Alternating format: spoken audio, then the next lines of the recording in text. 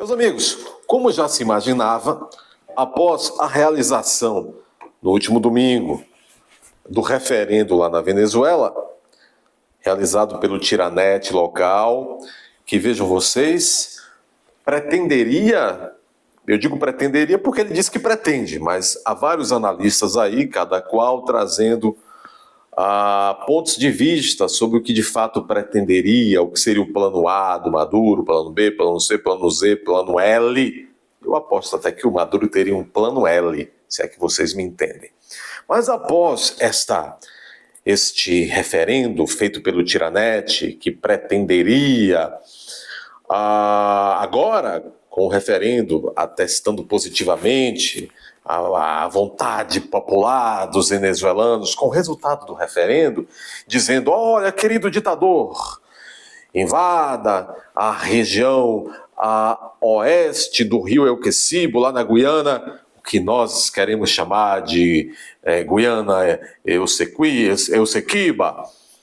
Invada, nós queremos petróleo, queremos isso e aquilo. Bom, diz o Maduro, que já está na hora de cair de podre, diz o Maduro que a população lhe deu uma vitória, uma sinalização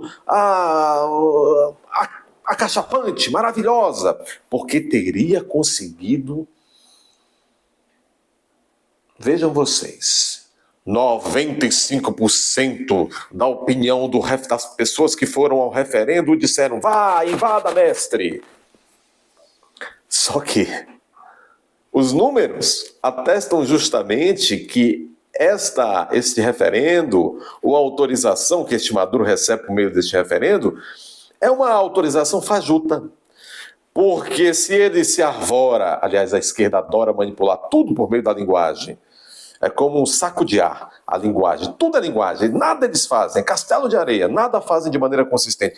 Esse referendo, essa resposta, essa autorização que a população venezuelana daria, supostamente estaria dando a Maduro, é como um saco de ar. Se você aperta, acaba. Por quê? Porque ele está comemorando. 95% dos venezuelanos me autorizam a invadir a Guiana. Só que, vejam só, 89% dos aptos a votarem na Venezuela, 89% não foram às urnas.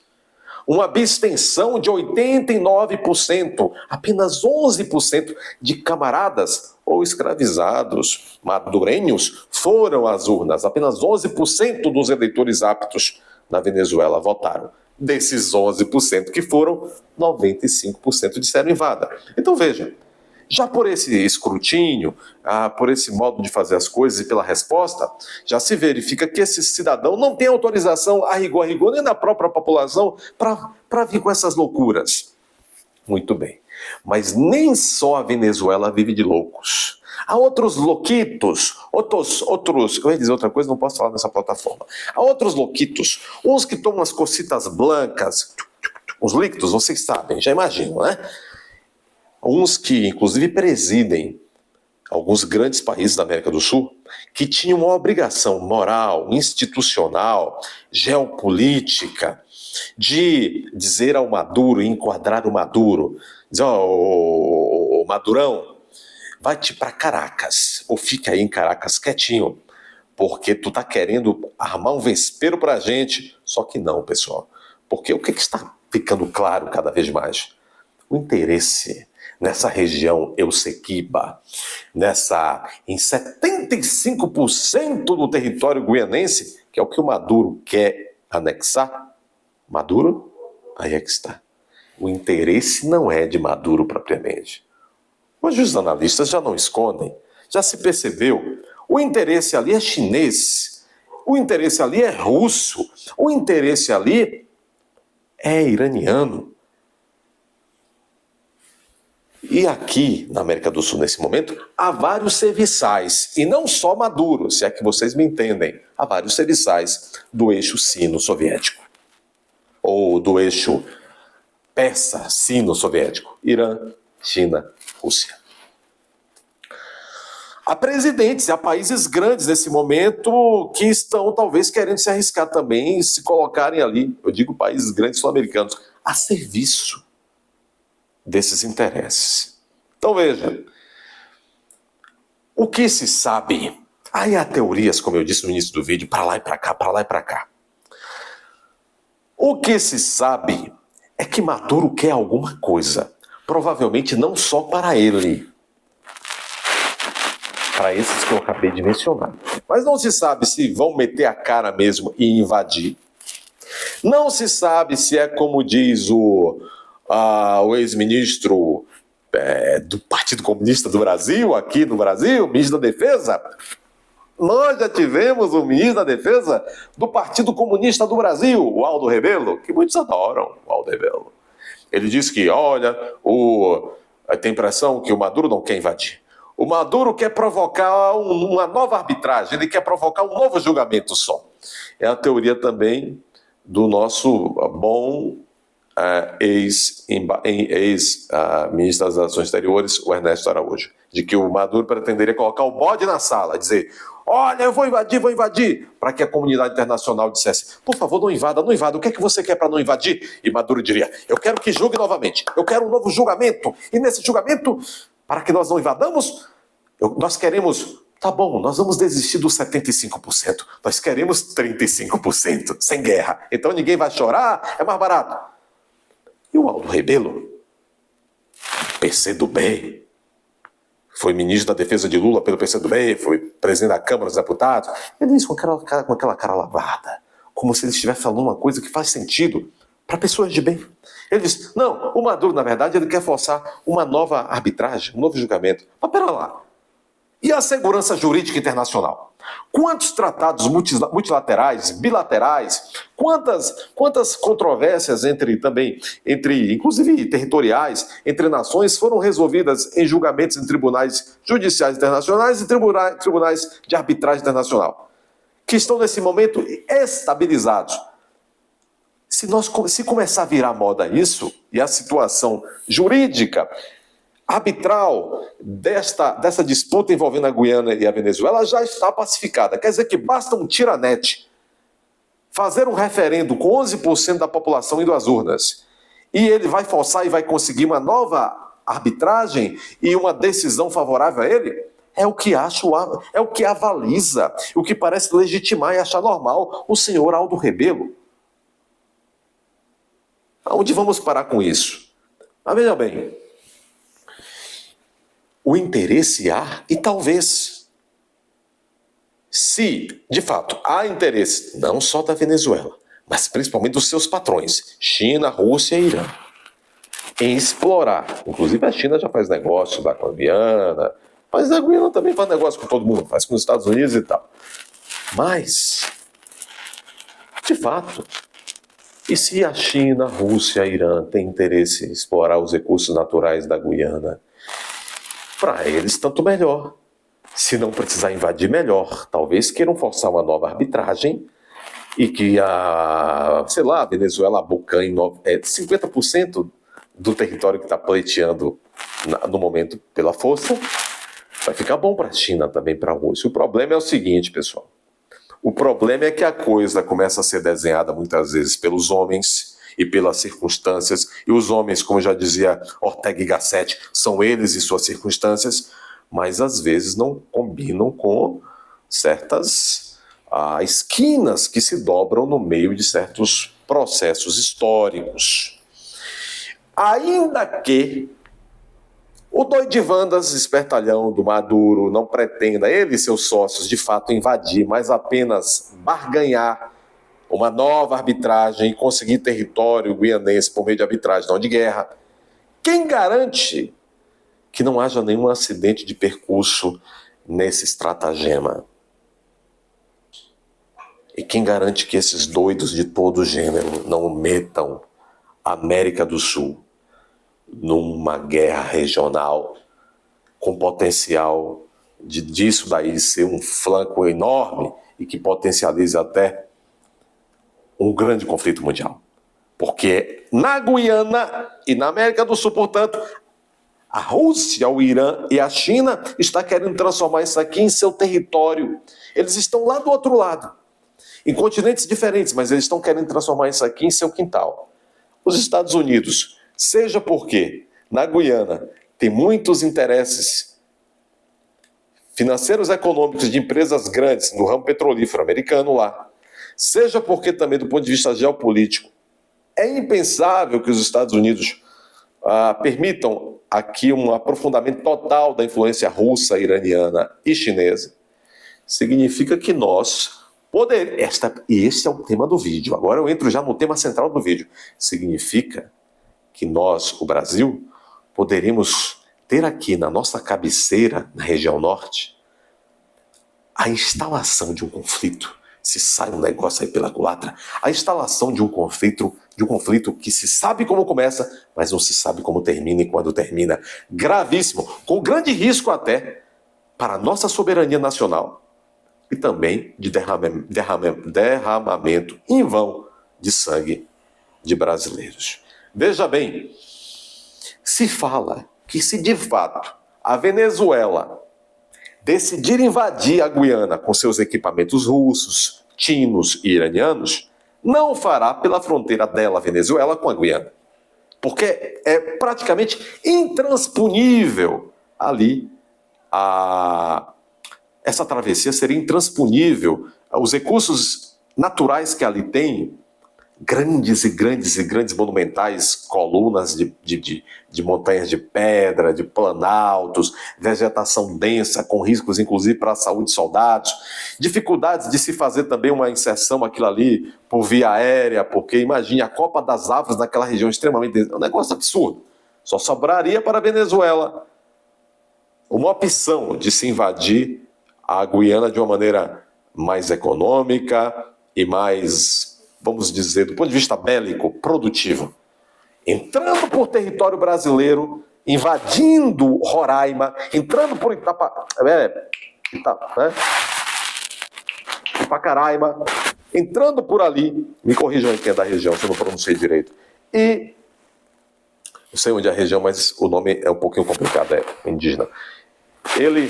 Ele desce por ali, o Madurrão com as suas tropas, e atravessam território brasileiro, invadindo o território brasileiro e entrando na Guiana por ali. Numa invasão do território, numa invasão da soberania brasileira, em hipótese, se isso acontecer, é uma declaração tácita de guerra contra o Brasil.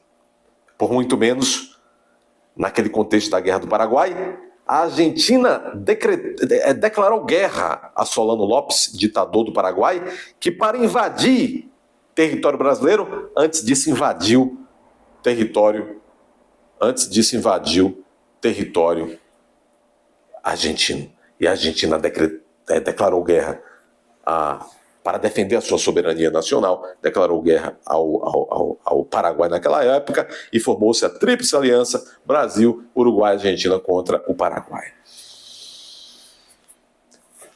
Meus amigos, é bem por esse último desenho que eu acabei de despintar que hoje está aí estampado nos jornais, a exemplo do que está no portal Poder 360, a notícia de que o silêncio de Lula, de seu governo, de seus diplomatas, etc., tem causado extremo mal-estar dentro das Forças Armadas brasileiras. Porque a despeito de lá hoje em dia haver muita gente vermelha, mesmo os vermelhos sabem que isso pode ser um negócio complicado de, uma vez dentro, se sair.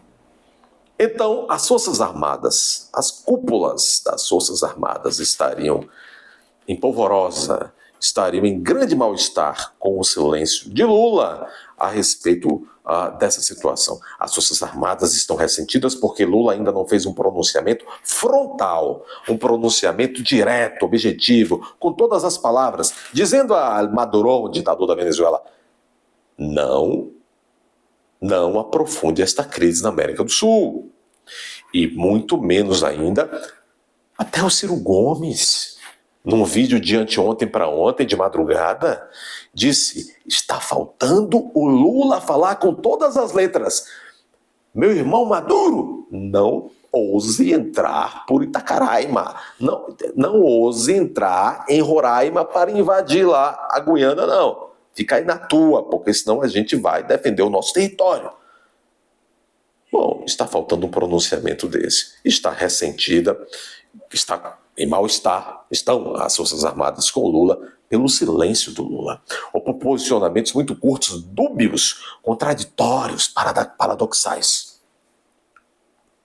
Vamos ver aqui o que está dizendo o Poder 360 a esse respeito de uma verdadeira crise que já vai então se instaurando entre Lula e as Forças Armadas brasileiras, porque as Forças Armadas é quem estarão de fato num eventual conflito com o delas na trincheira.